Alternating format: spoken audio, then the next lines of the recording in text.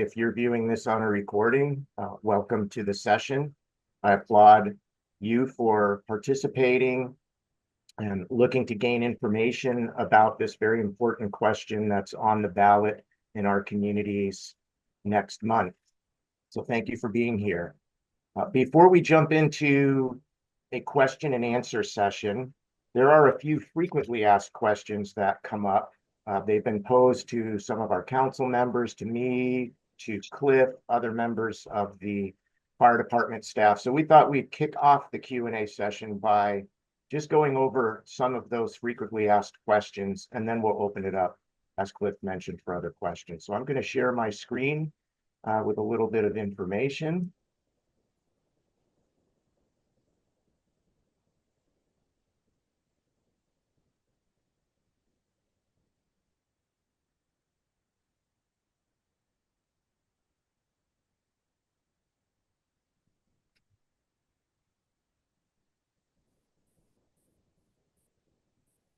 Is my screen showing, Cliff? It is not. It is. Let me stop sharing. I think that's.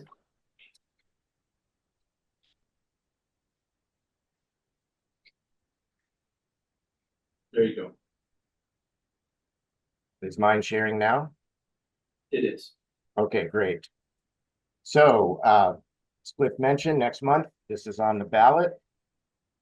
And there's a number of questions that have come up, so we want to address those. The first one is the cost impact. Hey, David, can I interrupt you for a second? Yes.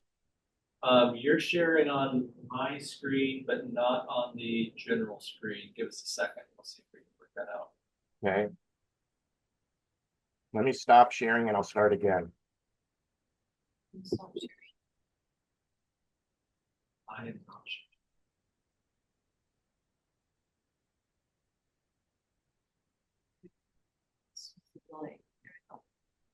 Okay, David, looks like you're back on. Okay, good. The cost impact slide is up. So this is a question that definitely comes up from members of the community. How much does it cost currently for a Washougal taxpayer for fire and EMS, and how much will it cost if we do the RFA? Cliff provided an overview of that. We've got a little bit more information to share on that, just another way of presenting what he shared.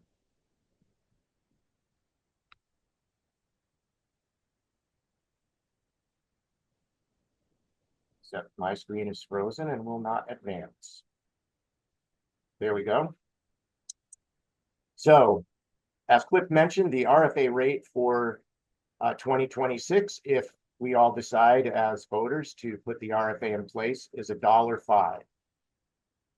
Currently, if we look at the cost of the fire service for Washougal, we need to use about 88 cents of our general fund levy in order to support that service. And you see that on the bottom right, but the estimated tax rate for fire in 2026 is 88 cents. That comes out of our overall general fund levy that Cliff described. Our council's intention is that if the RFA passes, that all of that 88 cents would be returned to the voters in the form of a reduced city general property tax levy. And that will happen over 2 years, as Cliff mentioned. In 2026, the council will proactively reduce the city tax rate by 81 cents. And then the following year, in 2027, our fire and EMS levy lid lift will expire. 7 cents will come off the books. We won't need to renew that fire and EMS levy, which is something that we've used since the early part of the 2000s, and it's been renewed several times by the voters. And when you take that 7 cents off, you equal the 88 cents. And so it's whatever we're spending for it. If there was not an RFA in 2026, if we do the RFA, the council's going to give what we're spending back to the voters, and that's the 88 cents. That's a net increase of 17 cents after the expiration of the lid lift. What does that mean for the average house? Split mention, it's almost $100 annually, about $26 a month.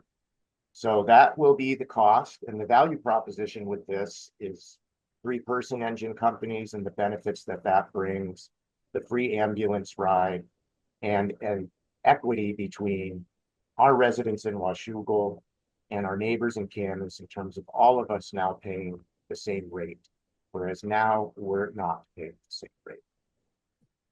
Another question that comes up is on the timing of this. I've heard this question asked a number of different ways. Are we rushing into this? Is this a new thing? Where is this coming from? Cliff described this. I wanted to just review this a little further. We actually began the exploration of an RFA back in 2011, 2012. We formed an RFA planning committee back then, just like we did recently. A lot of work went into that, but the conclusion at the time was because of the newness of it and some other dynamics, the interlocal agreement approach was the preferred approach, but there was sort of this informal commitment that, we need to revisit the RFA in the future. There was the study in 2017 that was performed independent. It was kind of an EMS study. Similar RFA was pointed to as a preferred path forward. The decision was to defer that consideration a bit longer. There was a master plan that was done, different study than what was done in 2017, looking at the full scope of the department, similarly concluded that an RFA was the preferred path forward. But also similarly, the councils decided at the time that the decision to move forward with the RFA would be deferred a little bit further. And part of the reason for that is the councils wanted to have an independent third-party detailed financial and governance analysis. And they wanted that analysis to be done by experts in finance and public finance, and to look at it through that lens. The prior studies, which were very good and done by very competent folks, had kind of a fire service centric lens to them because they were looking at the operations of the EMS system and the operations of the fire department. So the councils wanted sort of this independent financial analysis. A firm called Marina and Company was retained. They completed their work in 2022. Very, very thorough analysis. Multiple options were evaluated, including, hey, well, maybe we can just make some amendments to the interlocal agreement and make it work. Because they had concluded in evaluating the existing system, the current ILA, that it was untenable and unsustainable moving forward for a number of reasons, including equity in terms of the rate that's being paid between the two communities, governance inequity since it was a contract for service. They concluded it would likely not work to make amendments to the interlocal agreement to move forward. They also looked at options that would involve our friends next door at East County Fire and Rescue, and they looked at forming what's called a municipal fire district, which is akin to a regional fire authority, but not the same. Won't get into all those differences. But again, their strong conclusion was that the RFA be identified as the preferred option. So based on this very comprehensive independent financial analysis done by these third parties, the councils again formed an RFA planning committee, which is a process that's required in state law, and that's led to the current proposal. So we've been at this RFA conversation for almost 15 years, and I think ever since they were initiated in the state, there's probably been some discussion about that. And we've had analysis by multiple independent third parties in multiple contexts. And interestingly, they've all reached the same conclusion about what's the best process for us moving forward. Since we're recording this, I'm not going to go through this chart in great detail, but we have a nice graphic here that walks through everything that I just described. It also shows the different times that voters in Camas and Washougal have renewed various levies for this program, including our EMS levies for the ambulance service in Camas and Washougal, the fire and EMS levy lid lift in Washougal, which is a different thing than the EMS levy, as well as the recent approval of our fire station bonds and the new stations that we'll be delivering for our community. So I encourage you to look at the reporting when it becomes available and look at this chart in more detail. It's kind of a nice graphic to show how we got to where we are. Another question that has come up is, what happens to all these fire department assets? We've got stations, we're gonna have new stations soon. We have engines, ambulances, supplies, equipment. Well, what happens is that all of those assets will transfer to the RFA. This includes the 3 stations, all of the apparatus, and all of the supplies and equipment. And I think an important question to ask ourselves as we think about that is, who is the RFA and who is the city, or who is the cities? And if you think about it, they are both all of us as citizens and voters in our communities. The difference is that instead of the cities holding the assets on our behalf, the RFA would hold those assets. But the shareholders, if you would, are exactly the same. It's all of us. However, our management company for those assets would change. And instead of the city entity being our manager of these assets on our behalf as the shareholders, we would have the RFA be that management company for us. And then the follow-up question that comes up, well, what happens if this thing blows up down the road? We're not aware that any RFA that's been formed has needed to dissolve or has considered that. But just in case, if for some reason it was to dissolve, what would happen? Well, the assets would stay with us. They would stay with the shareholders. They would transfer back just as they are now upon formation. Initially, as Cliff mentioned, the RFA board is comprised of city councilors. Later, the board may be comprised of separately elected commissioners and appointed councilors.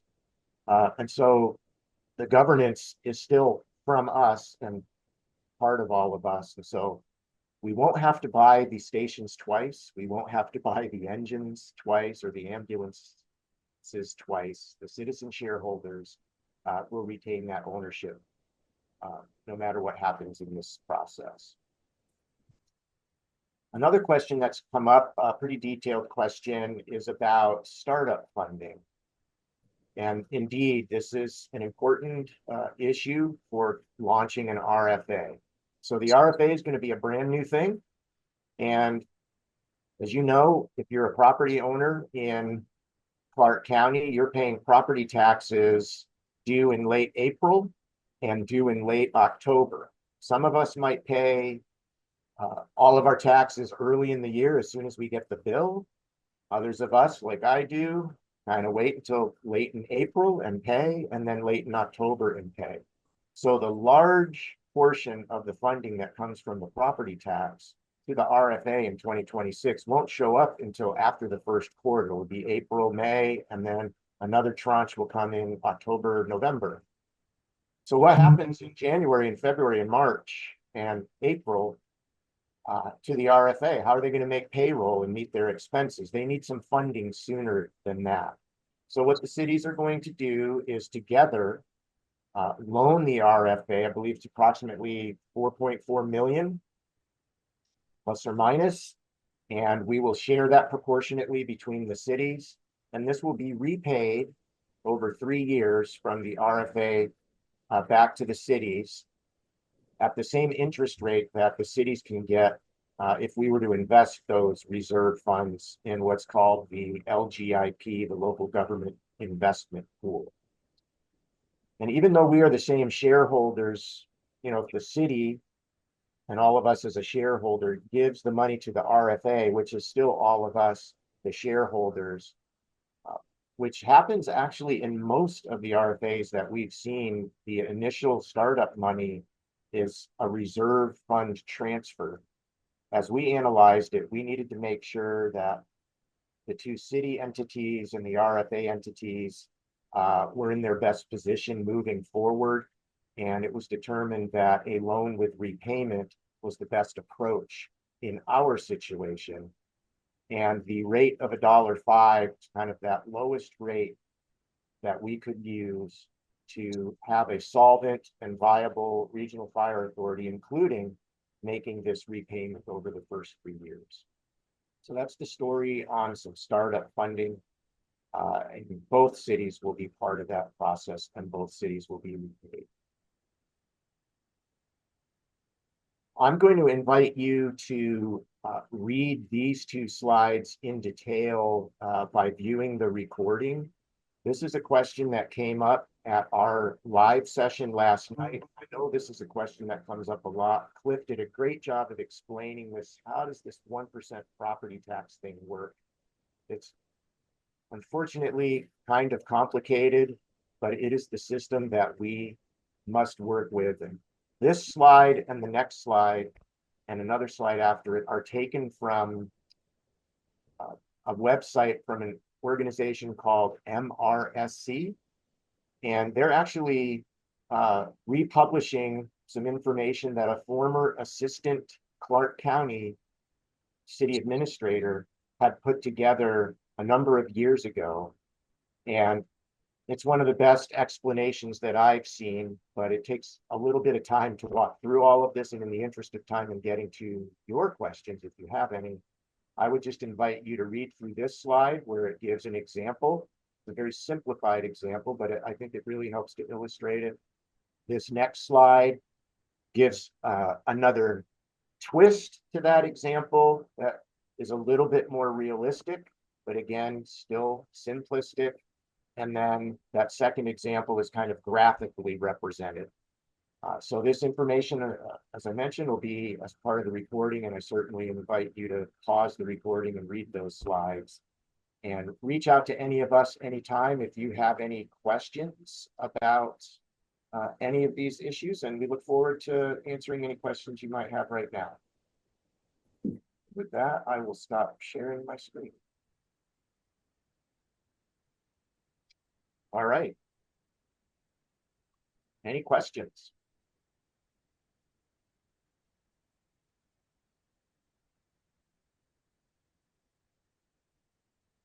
Flip, I don't see anybody raising their hand on the Zoom app. Rose, am I seeing that correctly? That's correct. I don't see any hands raised. Okay. Well, I can confirm, David, they were still awake when I finished. Okay.